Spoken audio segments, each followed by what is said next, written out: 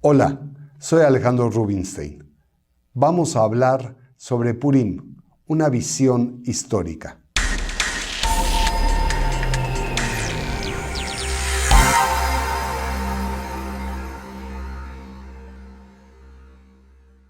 De todos nosotros son conocidos los sucesos de la época de Purim, pero ¿realmente conocemos la fecha histórica? ¿Conocemos el desarrollo de los distintos pueblos a su alrededor? En esta oportunidad haremos una exploración sobre lo mismo.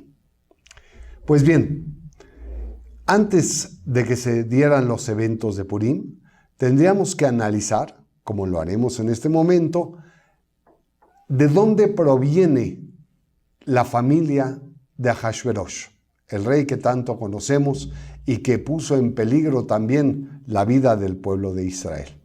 Ahasverosh proviene de un brazo de familia que es del reinado de los Aqueménides. Los Aqueménides estuvieron por mucho tiempo en conflicto con los deyoses. Los deyoses son una familia que estaba reinando en Babilonia hasta en la época en que empezamos a encontrar que empiezan a acercarse las distintas familias. Ejemplo claro es cuando Ciro I, un gran antecesor de Ahasverosh, empieza a conquistar por su lado lo que después iba a resultar ser el gran imperio persa.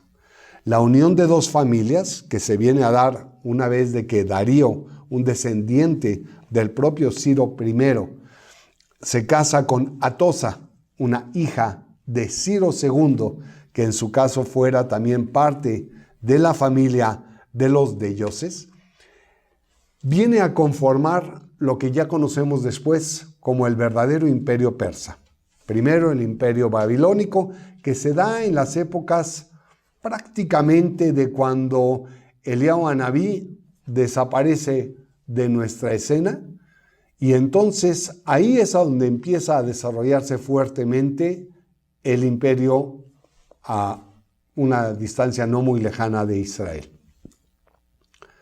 Estamos bien, entonces, pasando de los años 700 antes de la era común hasta llegar a los años 500 de la era común.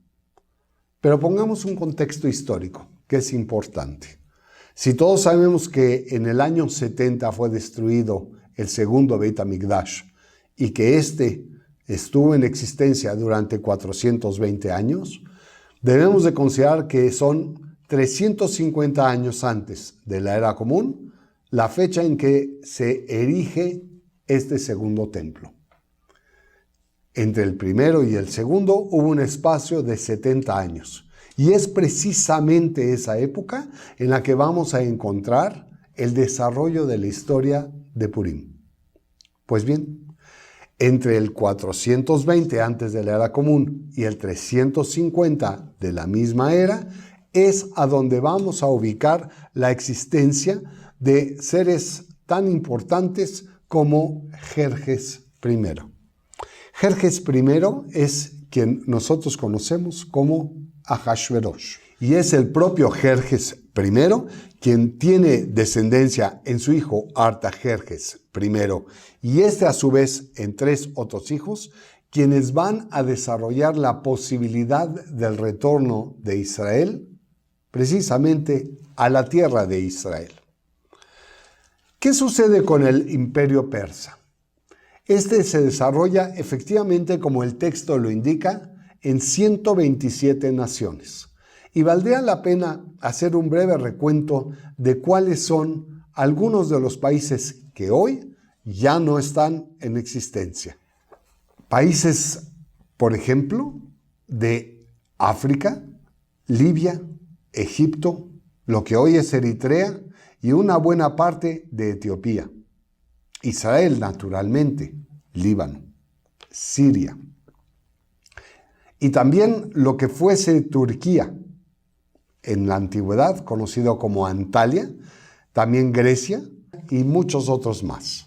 De manera central, naturalmente, encontramos a Persia. Y dentro de Persia encontramos a una ciudad muy importante, Susa.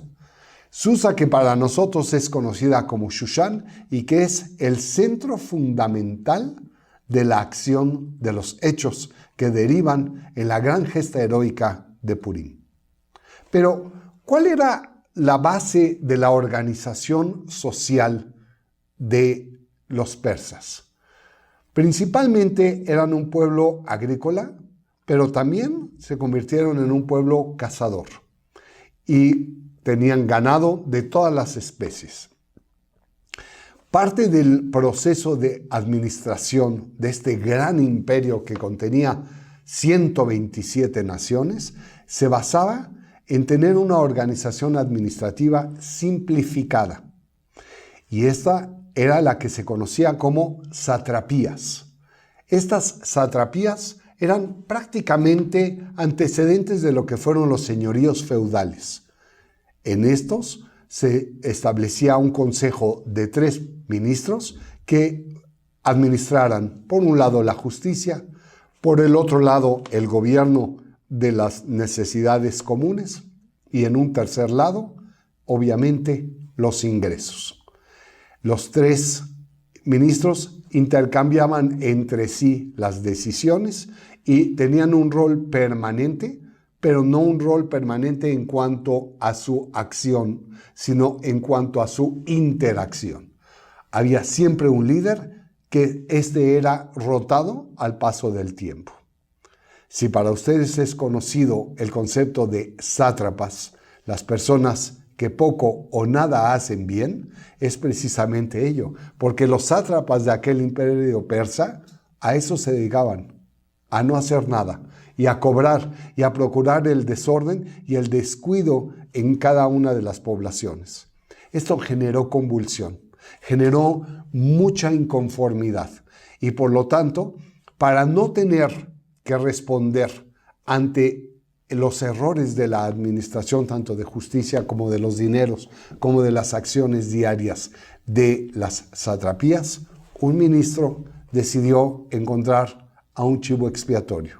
Este ministro, de nombre Amán, buscó en los judíos la válvula de escape para definir que eran ellos, ese pueblo raro de costumbres raras, que viene a desestabilizar a este gran imperio de 127 naciones. Si bien el trabajo de Amán estaba diseñado para la destrucción del pueblo judío, no se estaba dando cuenta él de que detrás de sí había toda una conspiración que no era exclusiva de él, sino de varios de los ministros. Unos que provocaban destronar al rey, otros que provocaban precisamente la desestabilización social. Pero la realidad de todo esto es que detrás de ellos había la mano de Dios, esa que en pocos libros de historia queda narrado. Sin embargo, debemos de constreñirnos un poco más a los hechos desde el punto de vista histórico. Precisamente en un mundo a donde se tienen que sumar varias culturas, varias fes, varias identidades y por lo tanto varias corrientes de pensamiento y de ideología política que venían a complicar mucho la administración de este imperio persa. Pues bien, sumerios y acadios, persas, griegos y samotracios, todos ellos tenían una manera distinta de pensar y no estaban de acuerdo precisamente en lo que estaba sucediendo en el imperio. No era nada más Amán el que estaba detrás de todo esto. Había una gran confabulación en contra de este imperio. Las rebeliones se sumaban por todos lados y nada más cercano que al propio rey era su esposa, quien ya se estaba revelando a él de muchas y muy variadas maneras. De ahí que buscara el propio Jerjes, Ahasverosh, el tener un matrimonio de conveniencia que le diera mayor fortaleza. No es únicamente la historia que nos narra la Megilá desde el punto de vista tal vez un poco romántico, sino es realmente la posibilidad de obtener los contrapesos que le generaba Vashti, su cónyuge original, y que por lo tanto Esther venía a dar una frescura al reino y podía tranquilizar a todos los vasallos ante la rebelión generalizada. ¿Quién estaba al lado de Esther? Mordejai. Y por cierto, el nombre Mordejai nada tiene que ver con un nombre judío. Tampoco el nombre Esther originalmente. Son voces que derivan del idioma farsi, el original idioma persa, en el cual Mordejai es lo que pudiera significar en nuestro idioma que viva el dios Marduk, que era el dios más común en esa zona. Hay que recordar que parte de la benevolencia de este gran imperio persa era el poder tener cada pueblo su propio culto. Y Marduk se convirtió en el dios principal de las distintas culturas de la zona. Esther, por su lado, no era más que Ashtarte, otra voz que en persa nos viene a decir que es una estrella, una luminosidad, o tal vez la dificultad de poder alcanzarla. Pues bien, vamos a regresar al contexto histórico. A los pocos años de que se da el evento que hoy conocemos como Purim, viene a darse la segunda parte del proceso de construcción del segundo Beit HaMikdash. ¿Y por qué la segunda parte? ¿Que había una primera parte?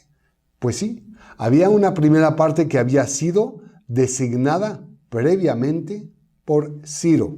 Ciro II, precisamente durante sus 20 años de reinado, que se dan dentro de los años 550 a 530 antes de la Era Común, da un decreto que permite la reconstrucción del segundo Beit HaMikdash. Esto queda suspendido. ¿Por qué? Pues por las reyertas familiares que nunca dejaron de existir en el imperio persa. Al momento de fallecer Ciro, quedan, como les había ya comentado, 3 hijos, una de las cuales se casa con Darío I, quienes a su vez tienen a Jerjes I, siendo este Ahasverosh, y como resultado de los eventos que ya narramos de Purim, viene descendencia del propio Jerjes, que es Artajerjes I. Y este a su vez vuelve a tener 3 hijos, Jerjes II, Segdiano y Darío II. Los 3 se confabulan entre sí por el poder. Y es Darío II quien da la oportunidad precisamente para que se termine la reconstrucción del templo y pueda este ser inaugurado entre el año 350 y 349 antes de la Era Común. Así es como podemos encontrar ya una realidad más exacta en los años. La existencia del templo dependió directamente de los eventos de Purim. No podemos explicar el primer Beit HaMikdash sin el segundo Beit HaMikdash y por lo tanto los espacios que quedan entre sí.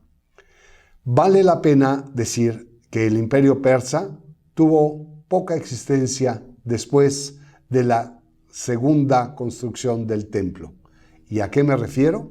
Pues simple y sencillamente a Alejandro Magno, quien llegando en el año 330 a la zona de Egipto y posteriormente a Israel, hace la conquista formal y toma a Susa y después a Ecbatana, 2 grandes ciudades del imperio persa, haciendo que caiga finalmente el imperio ya citado y se asiente entonces lo que posteriormente iba a ser conocido como el Imperio